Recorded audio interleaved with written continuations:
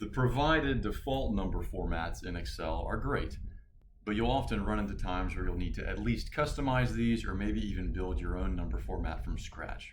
In this video, we'll talk about being nimble and able to do so. If anything we talk about in this video is not clear or understandable, be sure you watch or rewatch the previous video on number format basics. This is Microsoft's documentation on how number formats work, which will equip you with all the patterns and everything you need to know to build your own number formats. Search this header in any browser and you'll be able to find this article. First, let's start with this section here. A number format can have up to 4 sections of code separated by semicolons. The first section before the first semicolon is how to treat and display positive numbers. The second section is how to display negative numbers, zero values, and then finally text.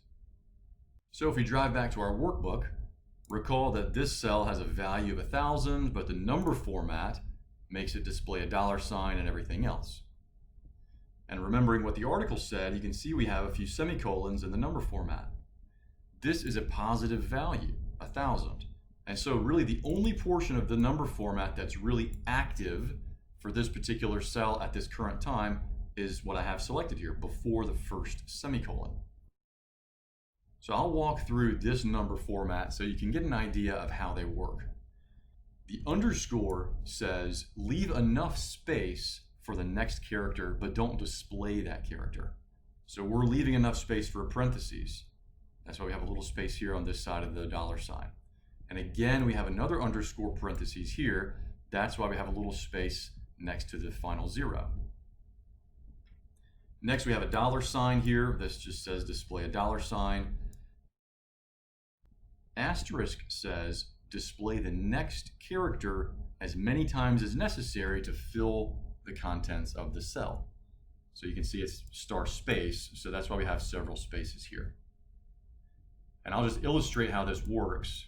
I'll do a hyphen, I'll change the space to a hyphen, and I'll press enter. And now the spaces have turned into hyphens. Remember that I wrote a little bit of code so where when I change the value of this cell, it actually changes the number format of the corresponding cell. So I'll change that back. Next, we have the hashtags or the pound signs. This is a digit placeholder that ignores insignificant digits. The zeros are digit placeholders that do not ignore insignificant digits. So you can see we have .00 here.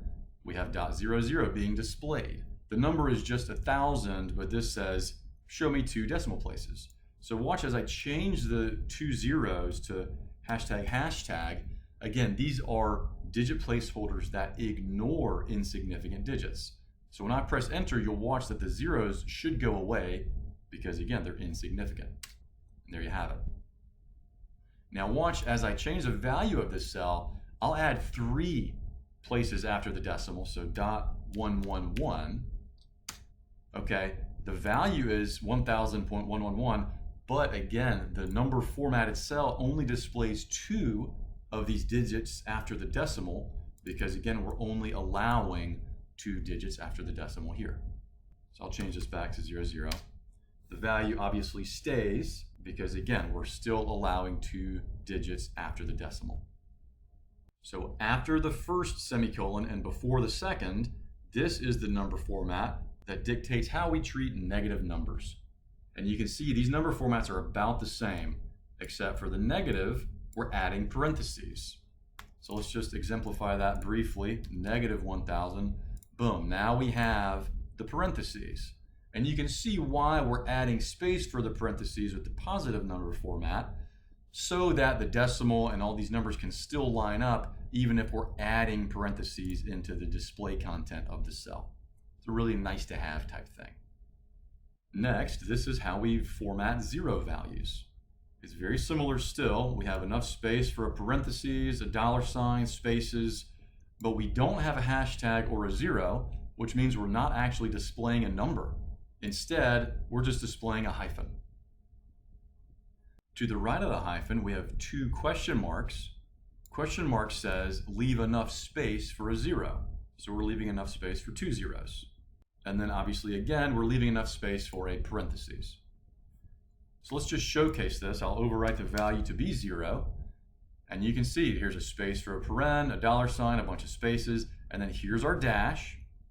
And it lines up right over the decimal because we're leaving enough space for 2 zeros, the 2 question marks. But here 2 zeros, so that's the same space, and then again we have space for a parentheses. Now we can get a little tricky here. Recall the underscore says leave enough space for the next character. The question marks say leave enough space for a 0. So watch this. I can just do underscore 0, and that does the same thing. We're leaving enough space for 2 zeros and then a parentheses.